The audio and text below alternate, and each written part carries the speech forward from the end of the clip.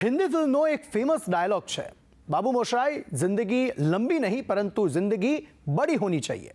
ભારતમાં તો આ ફિલ્મનો ડાયલોગ આજે પણ એવરગ્રીન છે, પરંતુ આજે વાત કરવી છે જાપાનની, જે દેશના નાગરિકોની ફિલોસોફી છે કે જિંદગી લંબી હોની चाहिए અને તેથી જ જાપાનમાં વસતા લોકોનું સરેરાશ આયુષ્ય વિશ્વમાં વસતા તમામ દેશોની તુલનામાં સૌથી વધારે હોય છે।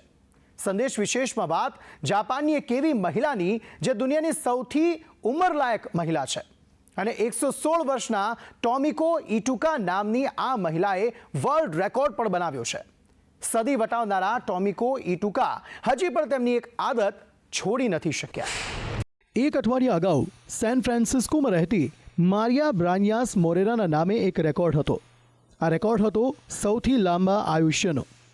117 વર્ષની વયે તેમણે ગિનીસ બુક ઓફ વર્લ્ડ રેકોર્ડમાં પોતાનું નામ નોંધાવ્યું હતું, પરંતુ તે જ સપ્તાહમાં તેમનું મૃત્યુ નિપજ્યું અને હવે સૌથી વધુ આયુષ્યનો રેકોર્ડ જાપાનની એક વૃદ્ધાના નામે છે। તેમનું નામ છે ટોમિકો ઇટુકા અને જેમની ઉંમર છે 116 વર્ષની। જાપાનના ટોમિકો ઇટુકાએ 3 મહિના અગાઉ તેમનો 116મો જન્મદિવસ ઉજવ્યો હતો।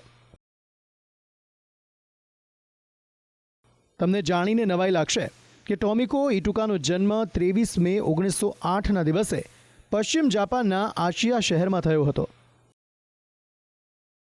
તેમનો જન્મ થયો ત્યારે પહેલું વિશ્વયુદ્ધ પણ નહોતું થયું।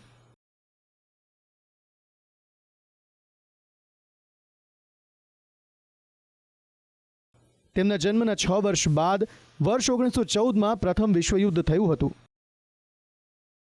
ટોમિકો ઇટુકાનો જન્મ જ્યારે થયો હતો ત્યારે દુનિયાને પહેલું વિમાન મળવાને માત્ર 5 વર્ષ થયા હતા।